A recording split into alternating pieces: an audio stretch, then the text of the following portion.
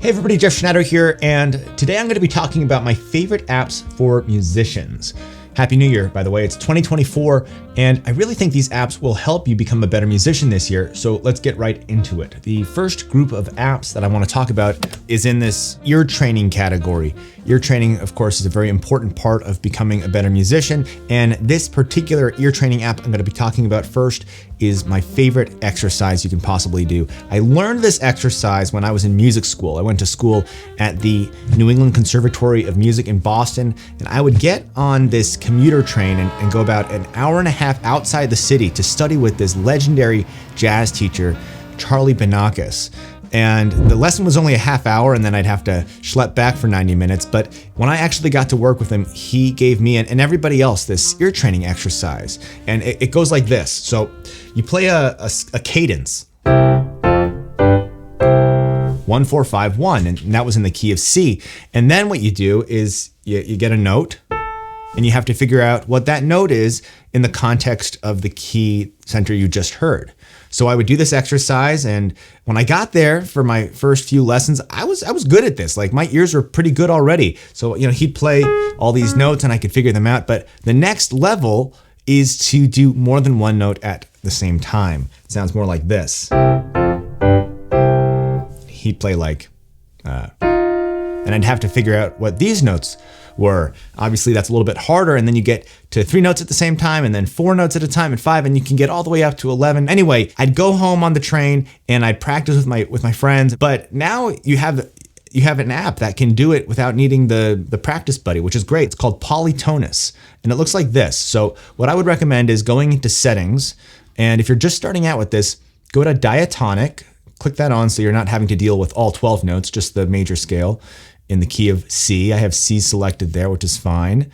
And I like degrees, this setting right here. I like to have that on degrees, and that shows you the numbers as opposed to the note names like C, D, E, F, G. You've got 1, 2, 3, 4, 5. And anyway, it sounds like this.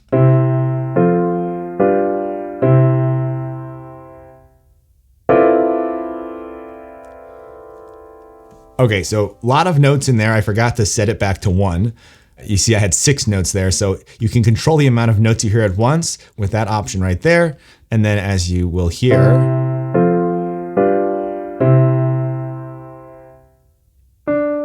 okay, much easier. That is the 2. You click that and it tells you you were correct. That's the exercise. You can make this really, really hard by doing more than one note at the same time, but take it slow and start with the diatonic pitches and then work your way up to all 12 notes. So that's Polytonus. That's the first app. And now onto the second app, which is also in this ear training category. And that's an app called Transcribe. And you guessed it, it's for transcription. Very simple app. There's not much to it. You can create loops by highlighting. You can slow the tempo down. So for instance, here's a loop of this little progression. So say you were transcribing the voicings or the chord progression by looping and changing the speed.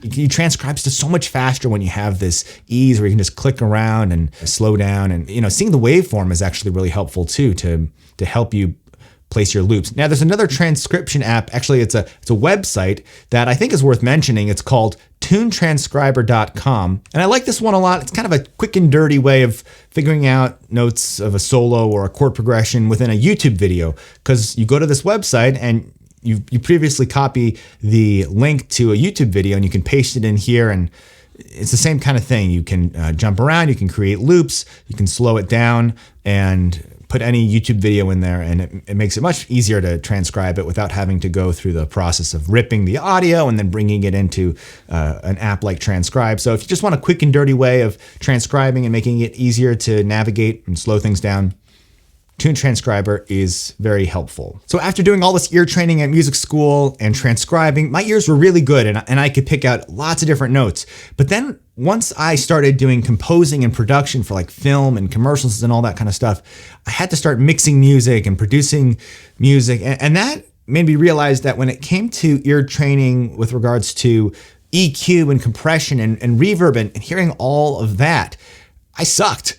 and I didn't know what I was hearing. I didn't know how to use my ears in that context. So if you're mixing music, if you're producing music, it's really important to have your ears dialed into how EQ can affect a sound, or compression, or reverb, and all of the things that go into that category. And SoundGym, this website here, soundgym.co, is excellent at helping you train your ears to better hear EQ. There's compression. It's all gamified. So it's a great way to make it fun and really improve your ears in this context. Okay, so that's ear training. The next category I want to talk about here is music theory. Now, my app per se for music theory is not really an app, it's a resource, and it's also a shameless plug. And that's for a resource I have called The Last Chord Scale Charts You'll Ever Need.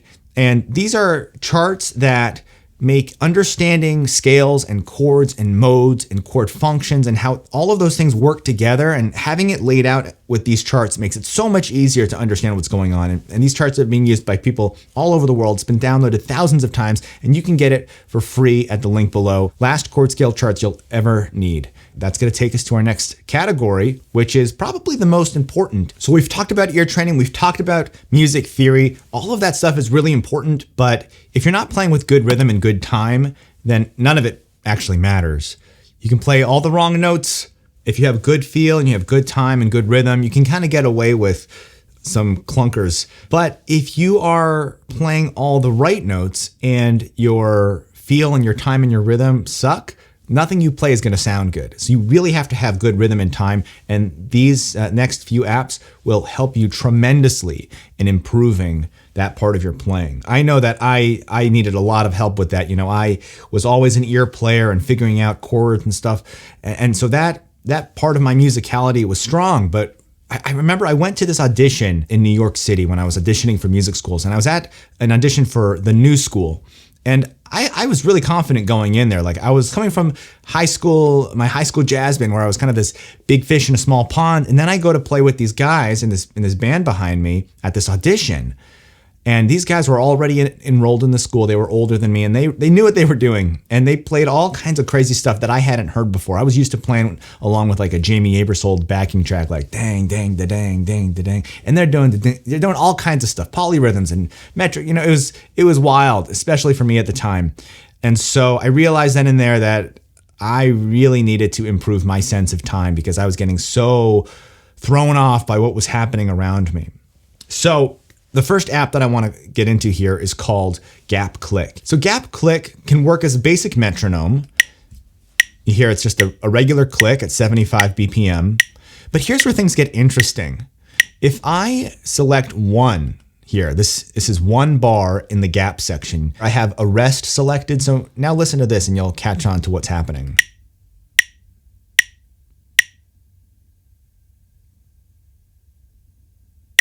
Hear how it goes back and forth between clicking and resting? Well, what does this do? Well, it helps strengthen your sense of internal time, because when the click is not there, you have to feel the beat internally. So it's going to strengthen that internal time muscle. You can make it even more challenging. You can increase the number of measures that have nothing. Or you can do this. Instead of having a rest in that alternate measure, you can select all these other subdivisions, like here's the E, like the 1E and a 2E and a 3E. Check this out. 3E and a 4E and a 1E and a 2E and a 3E and a 4E and a 1E and a 2E and a 3E and a 4E and a 1E and a 2E and a 3E and a 4E and a 1.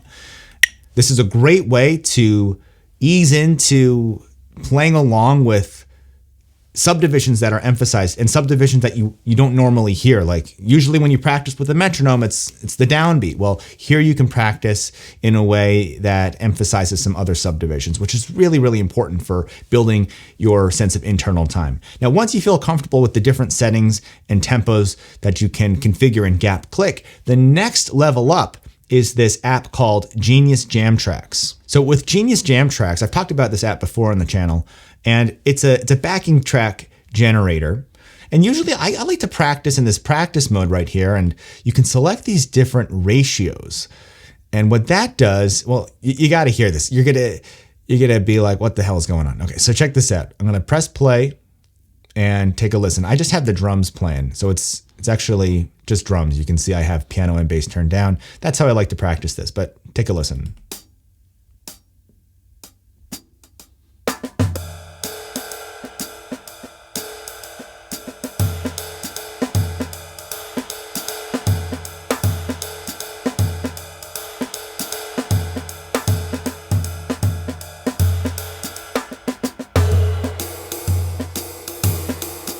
Hear how it's doing all kinds of crazy stuff?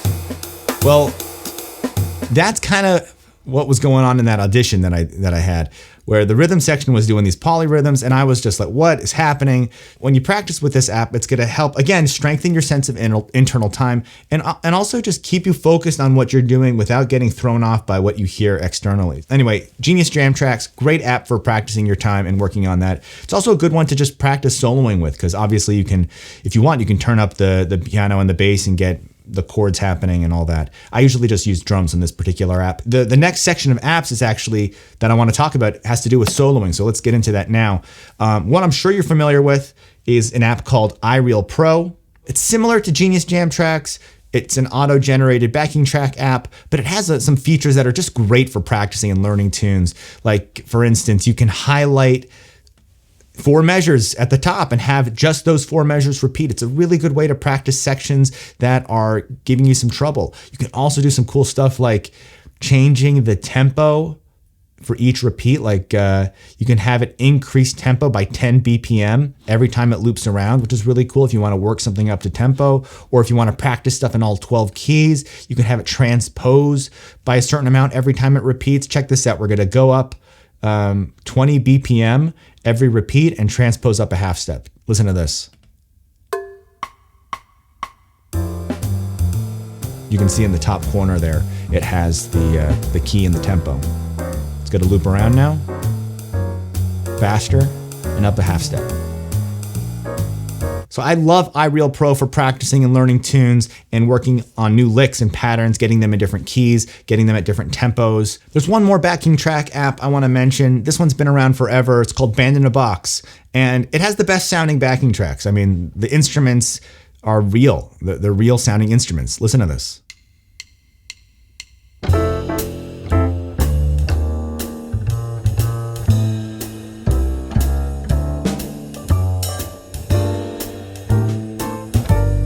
So yeah, obviously much higher quality in terms of how these backing tracks actually sound. So the last category of apps I want to talk about is Focus. And focus is so important for practicing efficiently and effectively. And there's so many distractions out there. I have a real problem with getting sucked into this or that, especially with the phones and the computers and YouTube and social media and everything. It just, I'm very susceptible for getting, sucked into something that I shouldn't be into and instead be practicing. So if you're like me and you want some help with your self-control, well, there's an app called Self-Control that's really great. It's very simple. It's basically a website blocker, and you can set it for however long you want, and it'll keep you from going onto sites that will distract you. So you can put as many sites in there as you want. Another really good app actually that I've been using, well, it's not even an app, but I've been using it. It's on all the time for me. It's the screen time function on my phone and my computer, and basically prevents me from going to websites for a certain amount of time, or even apps. Like I can only go to my email for an hour a day, so I don't spend too much time on email. And you might be thinking, well, can't you just, ignore the time limit when it comes up? And I can't.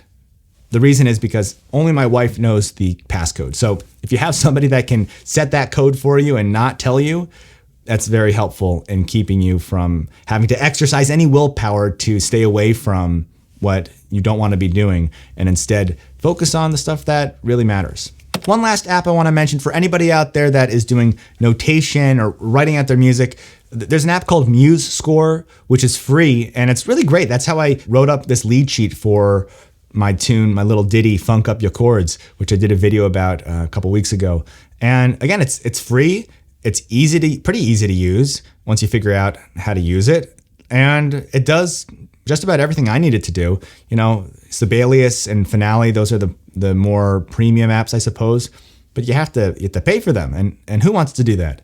I don't do too much music notation, so I don't really need to I don't feel like paying the subscription for Sibelius is worth it for me at this point. So it's really great to have a good quality app like MuseScore, which is free, and just to be able to use it for music notation. We'll leave it there.